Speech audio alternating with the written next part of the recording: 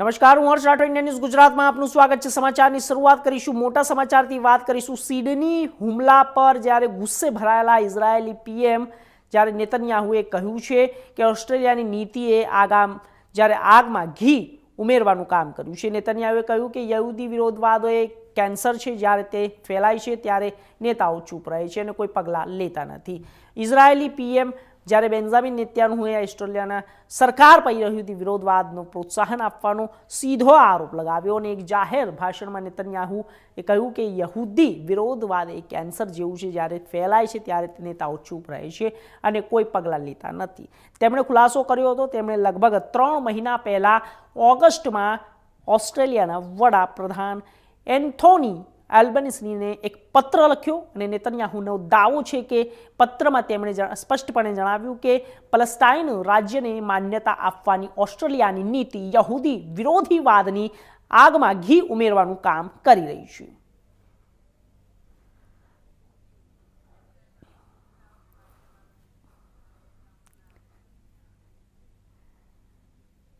ઓસ્ટ્રેલિયાના સિડની શહેરમાં આવેલ વિશ્વ પ્રસિદ્ધ બોન્ડી બીચ પર યહૂદી સમુદાય દ્વારા હુનક્કાહ પર્વની ઉજવણી દરમિયાન થયેલા આતંકી હુમલાએ સમગ્ર વિશ્વને હચમચાવી દીધું છે।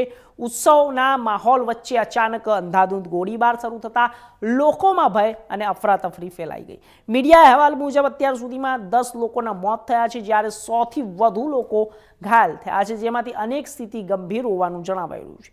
ઓસ્ટ્રેલિયાના પોલીસ વડા પુષ્ટિ કરી રહ્યા છે હુમલાખોરો પિતા અને પુત્ર હતા। 50 વર્ષીય પિતા પુત્રનું ઘટના સ્થળે મોત થયું છે, જ્યારે 24 વર્ષીય પુત્ર ગંભીર રીતે હાલત ત્યાં સ્થિરમાં સારવાર હેઠળ છે। તપાસમાં ખુલ્યું છે કે પિતા કાયદેસર રીતે 6 હથિયારો ધરાવતા હતા। સુરક્ષા વ્યવસ્થાઓ અંગે ગંભીર પ્રશ્નો ઊભા કરે છે। હુમલાખોરોથી એકની ઓળખ નવીદ અક્રમ તરીકે થઈ હોવાનું જાણવા મળ્યું છે અને જો કે તપાસ એજન્સીએ તમામ પાસાઓ તપાસી રહી છે। આ ભયાનક ઘટનામાં માનવતા અને હિંમતનું એક અસાધારણ ઉદાહરણ પણ સામે આવ્યું છે। અહેમદ અલ અહમદ નામના નાગરિકે સંપૂર્ણપણે નિશસ્ત્ર હતા, તેણે પોતાની જાતને જોખમમાં મૂકીને આતંકવાદીને કાબૂમાં લીધો અને તેમની સમય સૂચકતા, સમજ અને સાહસને કારણે સેંકડો લોકોના જીવ બચી ગયા। વીરના કૃત્ય બાદ તે પિતાની સાથે જ ઓસ્ટ્રેલિયાના વડાપ્રધાને શાંતિ બને અને સંયમ રાખવાની અપીલ કરી છે તથા તપાસ પૂર્ણ ન થાય ત્યાં સુધી કોઈ પણ ઉતાવળા નિષ્કર્ષ કાઢવાની પણ જણાવ્યું છે અને આ સાથે જ દ્રષ્ટિકોણથી ગંભીરતાપૂર્વક તપાસી રહી છે અને સમગ્ર વિશ્વમાં આ દુઃખદ ઘટનાની કડક નિંદા કરી રહ્યું છે। We are satisfied that there were 2 offenders involved in yesterday's incident. One is deceased. The second is in critical but stable condition in hospital at the moment. The offenders are a 50-year-old and 24-year-old male who are father and son. The 50-year-old is deceased. The 24-year-old is currently in hospital at the moment. As part of the investigation, we conducted 2 search warrants last night, one at Bonnie Rig and a second at Kempsey. તો અરવલ્લી જિલ્લાના ધનસુરા તાલુકાના જ્યારે ધરમમેળા કપામાં જ્યારે વરરાજાની અનોખી રીતે ટ્રેક્ટરમાં જાન લઈને પરણવા આવ્યા હતા અને મૂળ ઘરમોળા કાપના અને હાલમાં વડોદરામાં ખાતે રહેતા દિનેશભાઈનો પુત્ર જય કે જેઓ ઓસ્ટ્રેલિયા ખાતે રહે છે, ત્યારે તેમના લગ્ન પ્રસંગે ઓલ્ડ જનરેશન ટ્રેક્ટરોમાં જાન લઈને પરંપરાગત રીતે અનોખી રીતે જાન જોડવામાં આવી। 10 જેટલા ઓલ્ડ જનરેશન ટ્રેક્ટરો જેઓ ખેડૂતોને ખેતીમાં મદદરૂપ બન્યું હોય અને જાનમાં જોડાવાનું વરરાજા દાદાની ઈચ્છાથી સંપન્ન પરિવાર હોવા છતાં મોંઘી દાટ ગાડીઓ ઠાઠથી દૂર પરિવાર પુત્ર જાનથી ફેક્ટરીમાં કાઢીને તમામ પ્રસ્થાપિત કર્યું હતું ને આ સાથે જ તમામ લોકોએ તેને કરીને તેથી સંપૂર્ણપણે નાશ કરી દેવામાં આવ્યો હતો। મારું નામ દિનેશ વાલજીભાઈ પટેલ છે, મૂળ ગામ ધરમેડા કંપા, રહેવાસી વડોદરા। અત્યારે હું મારા દીકરા જયના લગ્નની જાન હું અત્યારે ટ્રેક્ટરમાં લઈ જવાનો છું। એ ટ્રેક્ટરો અત્યારે Belarus DT14, Ford 3600, IMT 555, Massey Ferguson, Escort 37 આ બધા ટ્રેક્ટરોને હું લઈ જવાનો છું, 10 ટ્રેક્ટરો। અને એક મારા પિતાશ્રીને ટ્રેક્ટરો માટે પહેલેથી લગાવ હતો, એટલે બાને અમને બી ઇન્સ્પિરેશન મળ્યું કે ભાઈ ટ્રેક્ટરમાં જાન કાઢીએ અને ખેડૂતોની અને એક વિરાસત આપણે જાળવી રાખીએ, એ અમારો ઉદ્દેશ હતો. કેટલા ટ્રેક્ટર લગ્નમાં જોડાયા છે અને આપને જે પ્રાઇઝ કેવી રીતે મળ્યું ટ્રેક્ટરમાં જાણ કરવા? અત્યારે અમે 8 જેવા ટ્રેક્ટરો છે, એમાં 5-7 ટ્રેલરો અમે જોઈન્ટ કરીને અમે જાન લઈ જવાના છે હરિપુરા કંપા. અને આ પ્રેરણાનો સ્ત્રોત મારા પિતા વાલજી બાપા છે, એ પ્રેરણાનો એ સ્ત્રોત હતો. મારો દીકરો જે ઓસ્ટ્રેલિયા મેલબર્ન છે, એ ત્યાં હોવા છતાં પણ એને એવી એવું લાગ્યું કે પપ્પા આપણે કંઈક યુનિક વેથી કરીએ, તો અમે વિચાર આવ્યો કે ભાઈ ટ્રેક્ટરમાં એની જાન કાઢીએ. તો એવી રીતે અમે એક પણ અલગ આવે કે લોકોને ખર્ચ પણ બચી શકે, એ પણ અમે એક ફાયદો થાય. જે આજના જમાનામાં લોકો જે મોટા મોટા મોટી ગાડીઓ લઈને આવે છે એ ન કરતા ટ્રેક્ટરમાં કેમ જાણકારી? હા, એટલે એક તો મને આ ટ્રેક્ટર માટે લગાવ હતો, અને બીજું કે અમારું જે ડેસ્ટિનેશન છે એ પણ નજીક છે, અને એક યુનિક વે થાય છે, અને ખર્ચ પણ લોકોનો બચે છે, આપણો બચે છે. એ રીતે મને પ્રેરણા મળી હતી, અને બાપુજી પણ એક પ્રેરણાનો સ્ત્રોત. વડોદરાના સાવલી તાલુકામાંથી પસાર થતો અને સાવલીના ઉદલપુર તેમજ પંચમહાલ મહીસાગર જિલ્લાઓ સાથે જોડતો સ્ટેટ હાઈવે મધ્ય ગુજરાતને અત્યંત વ્યસ્ત માર્ગ ગણાય છે.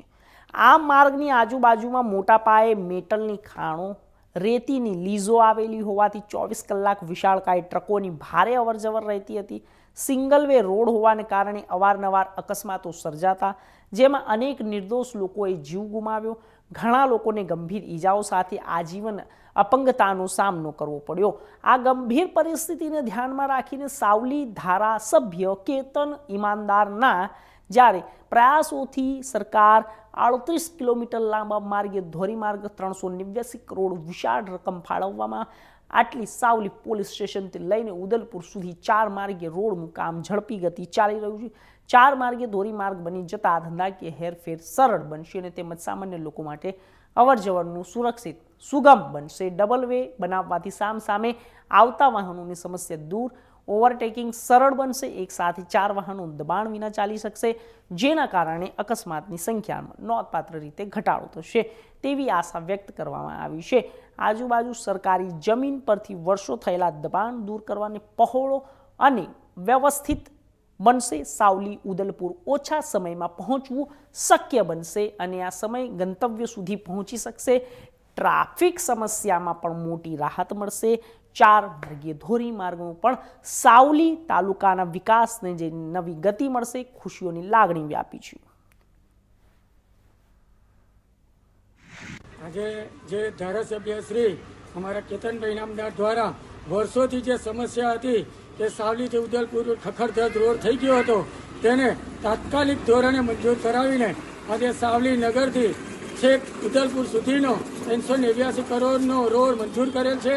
અને જે અત્યાર સુધી કોઈ રોડ નહીં જોયો ઐતિહાસિક રોડ આજે મજબૂતાઈથી બની રહ્યો છે. આજે તમે એનું નિરીક્ષણ કરો તો પણ કરીને જોઈ શકો છો.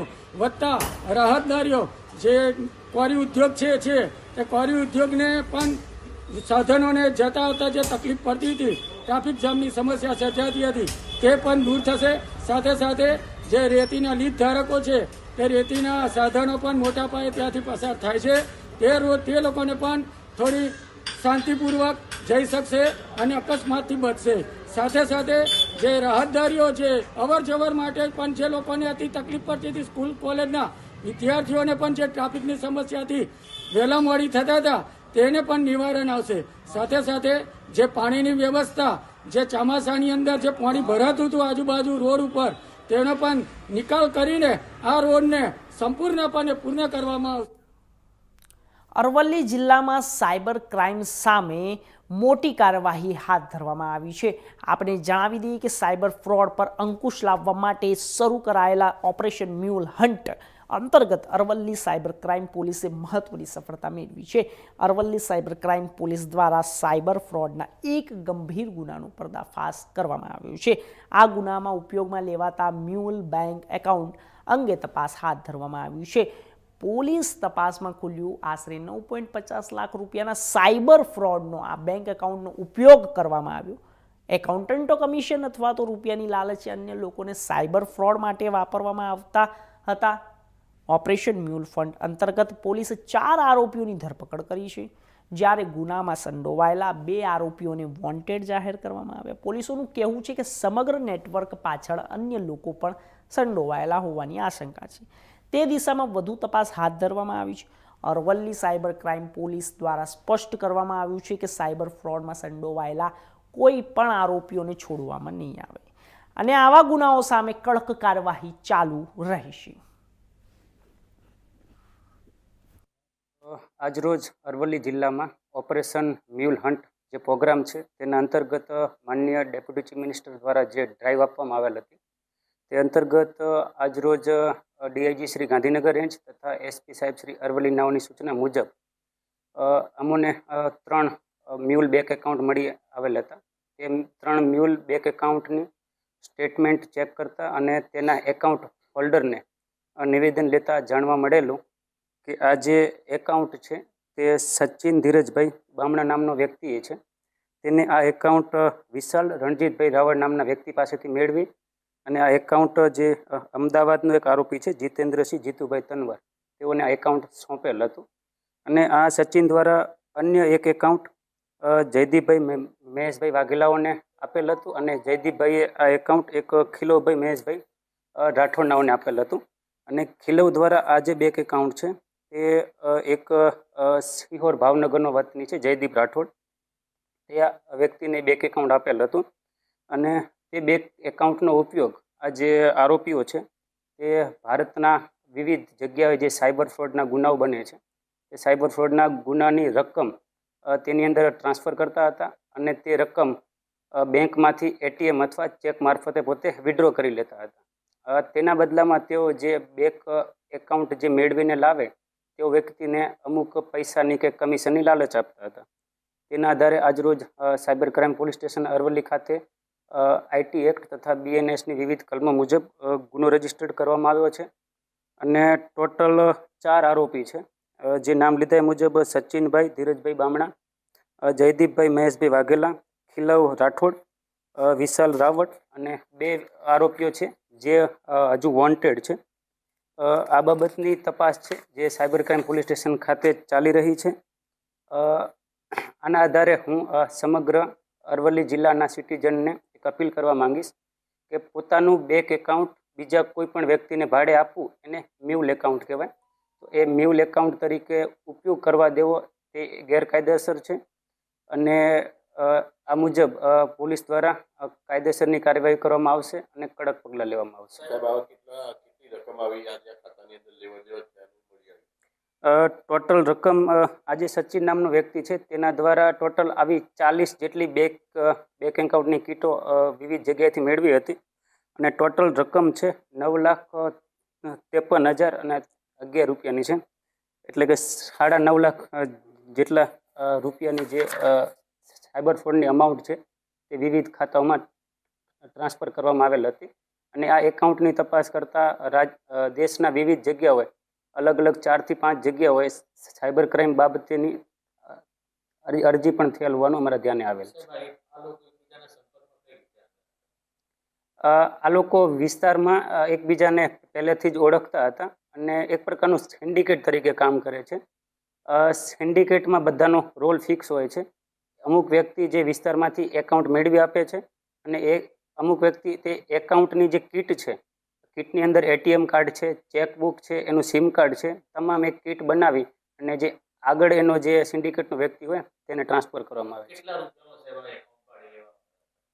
કોઈ ફિક્સ રકમ નથી પરંતુ એક એકાઉન્ટ ભાડે પાછળ 2,000 રૂપિયા મિનિમમથી લઈ અને 40,000 થી 50,000 રૂપિયા સુધીનું કમિશનની લાલચ આપવામાં આવતી હોય છે. હાલ જે અમારી પાસે પકડમાં છે આરોપી અરવલ્લી જિલ્લાના છે અને બાકીના વધુ આરોપી બાબતે હજુ. ખેડા જિલ્લાના સહકારી દૂધ ઉત્પાદક સંઘના નિયામક મંડળની સામાન્ય ચૂંટણીના 96 દિવસ બાદ ચેરમેન અને વાઇસ ચેરમેન પદ માટેની ચૂંટણીઓ યોજાતા જેમાં બંને પદ પર ભાજપ પ્રેરિત ઉમેદવારોનો બિનહરીફ વિજય થયો. ખેડા જિલ્લા સહકારી દૂધ ઉત્પાદક સંઘ અમૂલ ડેરીના નિયામક મંડળની 13 બેઠકો માટે ગત 10મી સપ્ટેમ્બરના રોજ સામાન્ય ચૂંટણી યોજાઈ, જેમાં 11 બેઠકો પર ભાજપ પ્રેરિત, 2 બેઠકો પર કોંગ્રેસ પ્રેરિત ઉમેદવારો ચૂંટાયા. અમૂલ નિયામક મંડળના ચેરમેન વાઇસ ચેરમેન પદ માટે પ્રાંત અધિકારીઓની અધ્યક્ષસ્થાને ચૂંટણી યોજાઈ, જેમાં ભાજપના સહકારી આગેવાન બિપિન ગોતા પક્ષનો મેન્ડેટ લઈ આવ્યા બાદ ચૂંટણી પ્રક્રિયા હાથ ધરાઈ. અમૂલ ચેરમેન પદે વીરપુર બેઠક પર બિનહરીફ ચૂંટાયેલા સાબેસી પરમાર, વાઇસ ચેરમેન પદે વ્યક્તિગત બેઠક પર બિનહરીફ ચૂંટાયેલા વિજય ફલાભાઈ પટેલની બિનહરીફ ચૂંટાઈ આવે. અમૂલ ડેરીમાં સામાન્ય રીતે ચેરમેન પદ પર ખેડા જિલ્લા ફાળે તેનું આણંદ જિલ્લાને ફાળે જતું અને પ્રથમવાર ચેરમેન પદ મહીસાગર જિલ્લાને અને વાઇસ ચેરમેન પદે ખેડા જિલ્લાને ફાળે ગયું છે. ઇલેક્શનમાં ભારતીય જનતા પાર્ટીના ડિરેક્ટરોનો જળવાઈ વિજય થઈ અને ભારતીય જનતા પાર્ટીનું શાસન આવ્યું હતું. આજે તેમાં ચેરમેન અને વાઇસ ચેરમેનની જે ચૂંટણી થઈ છે એમાં ભારતીય જનતા પાર્ટીના કાર્યકર્તાઓ તરીકે સાબેસી પરમાર અને વિજયભાઈ પટેલની ચેરમેન અને વાઇસ ચેરમેન તરીકે પાર્ટી તરફથી આમ તો સહકારી મંત્રાલય પહેલું છે માનનીય નરેન્દ્રભાઈ મોદી સાહેબે વડાપ્રધાનશ્રીએ બનાવ્યું. એના પહેલા મંત્રી માનનીય અમિતભાઈ શાહ જે વર્ષોથી આ સહકારી મંત્રાલયની અંદર જો કામ કરતા આવ્યા, એમને પહેલા સહકારિતા મંત્રી બનાવ્યા, ત્યારબાદ જે પ્રકારે આખા દેશની અંદર અને સવિશેષ ગુજરાતની અંદર જે ડેરી ઉદ્યોગ છે અને જે પ્રકારે ફાયદો થાય, ઓછામાં ઓછી સરકારી પ્રોબ્લેમો ના હોય અને સરકાર દ્વારા તેના પ્રોબ્લેમનો નિકાલ થાય એવી વ્યવસ્થા ઊભી કરી. અનેક વ્યવસ્થાઓ સાથે આ ડેરીઓને વધુમાં વધુ ફાયદો થાય તેથી જિલ્લા બેંકે પણ ડેરીઓને કઈ રીતના મદદ કરી શકે, સરકાર દ્વારા કઈ રીતના મદદ કરી શકાય, આ પ્રકારની યોજના સાથે આજે તમામ ડેરીઓ કામ કરી રહી છે અને એની અંદર અમૂલ જે છે. આજરોજ અમૂલના ચેરમેન તથા વાઇસ ચેરમેનની ચૂંટણીની પ્રક્રિયા પૂર્ણ કરવામાં આવી છે. બંને ચૂંટણીમાં બિનહરીફ વિજેતા જાહેર કરવામાં આવ્યા છે. ચેરમેન તરીકે શ્રી પરમાર સાબેસી મંગાભાઈ તથા વાઇસ ચેરમેન તરીકે શ્રી વિજયભાઈ ફુલાભાઈની નિમણૂક કરવામાં આવેલી છે. 2.5 વર્ષના. છોટાઉદેપુર જિલ્લાના પાવી જેતપુર તાલુકાના રતનપરા ગામ નજીક ગેરકાયદેસર રેતી ખનનનો ગંભીર મામલો સામે આવ્યો. નદી પટમાંથી ગેરકાયદેસર રેતીના ખુલ્લેઆમ લૂંટ ચાલી રહી હોવાના આક્ષેપ ગામના જાગૃત ગ્રામજનોએ હલ્લાબોલ કર્યો. ગ્રામજનોએ 4 હાઈવાને સ્થળ પર ઝડપી પાડતા ખાન ખનીજ વિભાગની કામગીરી અને દેખરેખ સામે ગંભીર સવાલ ઉઠાયા. છોટાઉદેપુર જિલ્લાના પાવી જેતપુર તાલુકા રતનપુરા ગામ પાસે વહેતી નદીના પટમાંથી ગેરકાયદે રીતે રેતી ખનન કરવા અને મારફતે પરિવહન કરવામાં આવી રહ્યું હતું. આ બાબતની જાણ થતાં ગામના જાગૃત યુવાનો ગ્રામજનો એકત્રિત થઈ સ્થળ પર પહોંચીને 4 હાઈવાની અટકાવી અને તેમને ગ્રામજનો આક્ષેપ કર્યો કે લાંબા સમયથી રાત્રિ અને દિવસ દરમિયાન ગેરકાયદેસર રેતીનું ખનન ચાલી રહ્યું છે. ભારે વાહનોના સતત આવગમનથી ગામના આંતરિક રસ્તાઓ બિસ્માર થઈ રહ્યા છે. ધૂળમાટીથી લોકો પરેશાન થઈ રહ્યા છે. અકસ્માતોની ભીતિઓ વધી રહી છે. એટલું જ નહીં, કુદરતી વહેણ સાથે ચેડા થવાના કારણે પર્યાવરણ પણ ગંભીર નુકસાન થઈ રહ્યું છે. હલ્લાબોલ થતાં જ વાતાવરણ તંગ બન્યું. ગ્રામજનોએ તાત્કાલિક ખાન ખનીજ વિભાગના અધિકારીઓ બોલાવ્યા. ઘટના સ્થળે આવતાની સાથે અધિકારીઓ આવે ત્યાં સુધી ગ્રામજનોએ જ્યારે પોતાના કબજામાં લઈ લીધા અને લોકોને ગેરકાયદે રીતે ખનન સામે કડક કાર્યવાહી કરવાની માંગ કરી. ગ્રામજનોએ જણાવ્યું હતું કે વારંવાર ફરિયાદો છતાં ગેરકાયદે ખનન બંધ થતું નથી, જેના કારણે લોકોમાં ભારે રોષ છે. તંત્ર સમયસર પગલાં નહીં ભરે તો નદી, પર્યાવરણ, ગ્રામ્ય માર્ગોને મોટું નુકસાન થશે. ખાન ખનીજ વિભાગ તરફથી સમગ્ર મામલે તપાસ હાથ ધરવામાં આવી છે અને આ સાથે જ દસ્તાવેજો, રેતી સ્ત્રોત ખનનની મંજૂરી અંગે તપાસ ચાલી રહી છે. અધિકારીઓનું કહેવું છે, પરંતુ ગ્રામજનોએ ચેતવણી આપી કે જો ગેરકાયદેસર રેતી ખનન તાત્કાલિક અને કાયમી અંકુશ નહીં મુકાય તો આગામી દિવસોમાં ઉગ્ર આંદોલન કરવાની ચીમકી પણ આપી છે. અને આ સાથે જ તેમને સામાન્ય ગ્રામજનો ગેરકાયદે રેતી ખનન કરતા વાહનોને પકડી શકે ત્યારે જવાબદાર ખાણ ખનીજ વિભાગના અધિકારીઓને ગેરકાયદે ખનન જાણ કેમ નથી થતી? શું આ તંત્રની બેદરકારી છે? રેતી માફિયાઓ સાથે મૌન હવે સમિતિ સવાલ સમગ્ર વિસ્તારનો વિષય બની ગયો છે ચર્ચાનો.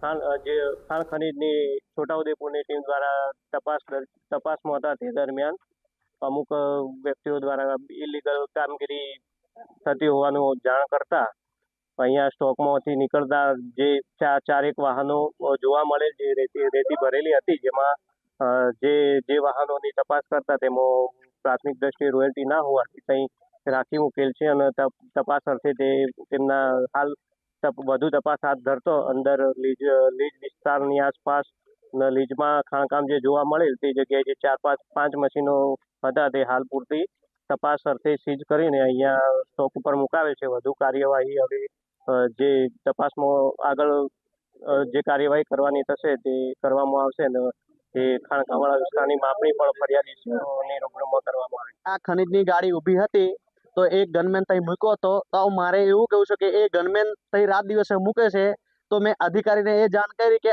આ કોઈના વિરુદ્ધમાં આ કેટલું બધું બે નંબર ચાલે છે. તેથી અધિકારીને જાણ કરી, પછી અમે અહીંયા આવીને આ ગાડીઓ બધી પકડી, પછી અધિકારીને અંદર લઈને ગયા કે આ કોઈના નથી. ગનમેનો યા ડિવિઝન પર મૂકે છે, જનતા ડિવિઝન બનાવ્યું છે, ત્યાં એમને સરકવું છે અને ત્યાં પાછા ડિવિઝન જોડે ગનમેનો મૂકે છે, ત્યાં કોઈને હાંચવા મૂકે છે. રાત દિવસ ગનમેનો 4 મૂકે છે તો નદીમાં હાંચવું, બ્રિજ કહેલું, જ્યારે આટલું મોટું 2 નંબર ચાલતું હોય તો એમને ધ્યાન ત્યાં ડિવિઝન પર શું રાખવાનું છે, જરૂર છે એ લોકોને. ત્યાં ગનમેનો મૂક્યા છે અને એ મશીનો અહીં ચાલો. એટલે ગાડી આવી, અધિકારીને મેં કીધું કે મારી કને સવારના વિડીયો છે તમને બતાવું. પછી અધિકારીએ સીધા ગાડી અહીં આવ્યા અને એમની પાછળ અમે આવ્યા. પછી અહીંથી અધિકારીઓને કીધું કે અમે લઈને આ ગાડીઓ ખાલી ગાડીઓ લઈ જવા કહેતા હતા, એ ગાડીઓ લઈ જઈએ, અમે સીલ કરી દઈએ, અમને કાયદેસરની કામગીરી કરવા દો એમ. તો અમે કીધું કે ભાઈ અહીંથી જવાના છે. જે ગુપ્તા સાહેબ છે, જો એક અધિકારી જો કહેતો હોય કે નાનો માનો છોટો માણસ ધંધો કરી શકે ને તો 4 માણસો મૂકીને એ ગુપ્તા કરીને છે ને અધિકારી, એ કીધું હતું કે માણસો મૂક્યા હતા રાત દિવસ માટે. તો આ ગુપ્તા સાહેબને આ નહીં દેખાતું કે કેટલું 2 નંબર ચાલે છે, કેટલો ભ્રષ્ટાચાર છે, આ કોઈની નજર હેઠળ ચાલે છે. અને તો આ બાજુ પાલનપુર ITIમાં વિદ્યાર્થીઓએ ચોપડા ચોરી કર્યા હોવાનું સામે આવ્યું છે. જ્યારે સમાચાર આખા એવા છે કે ઇન્સ્ટ્રક્ટરે આક્ષેપ કર્યા છે કે વિદ્યાર્થીઓને ચોપડા ચોરી કર્યા છે અને તેમને પટ્ટેથી મારવામાં આવ્યા છે. રજૂઆત બાદ વિદ્યાર્થી પરિષદ દ્વારા ઉગ્ર વિરોધ કરવામાં આવ્યો. પાલનપુર ITI ખાતે જુદા જુદા ટ્રેડમાં વિદ્યાર્થીઓ અભ્યાસ કરે છે, જેમાં 2 દિવસ અગાઉ કેટલાક વિદ્યાર્થીઓના ચોપડા ચોરી થયા હોવાથી આ વિદ્યાર્થીઓ ચોપડા ચોર્યા હોવાનો આક્ષેપ કરી 3 વિદ્યાર્થીઓને પટ્ટેથી માર માર્યો અને સમગ્ર મામલે વિદ્યાર્થીઓ સંગઠનના વિદ્યાર્થીઓએ પાલનપુર ITI ખાતે આવી વિદ્યાર્થીઓને સાથે રાખી માર માર્યો.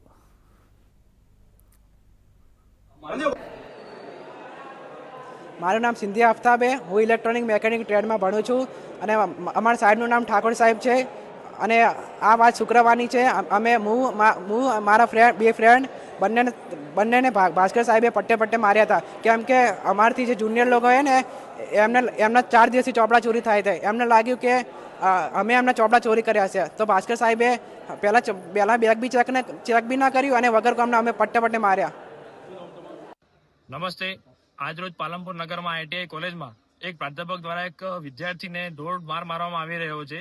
તે તદ્દનીય નિંદાની વાત છે. જે વિદ્યાર્થી પોતાના શૈક્ષણિક કાર્ય માટે પોતાના છેવાડાના વિસ્તારથી અભ્યાસ માટે આવતો હોય છે અને શૈક્ષણિક કાર્યને જો પ્રાધ્યાપક દ્વારા આવો ઢોર મારવામાં આવે એ યોગ્ય નથી. અખિલ ભારતીય પાલનપુર નગર દ્વારા આજરોજ આવેદન આપવામાં આવ્યું છે અને 24 કલાકનું અલ્ટિમેટમ આપવામાં આવ્યું છે. એ શિક્ષક એ પ્રાધ્યાપક ઉપર જો યોગ્ય પગલાં લેવામાં નહીં આવે તો 24 કલાકની અંદર વિદ્યાર્થી પરિષદ ઉગ્રમાં ઉગ્ર આંદોલન કરશે. મારું નામ ભાટી પૃથ્વી. હું ETN 82માં અભ્યાસ કરું છું અને ભાસ્કર સાહેબ આવીને ડાયરેક્ટ મારવા માંડ્યા. કોઈક એટલે કે એમને તો આપણું ગુજરાતમાં હાલ બસ આટલું જ. દેશ દુનિયાના તમામ સમાચાર માટે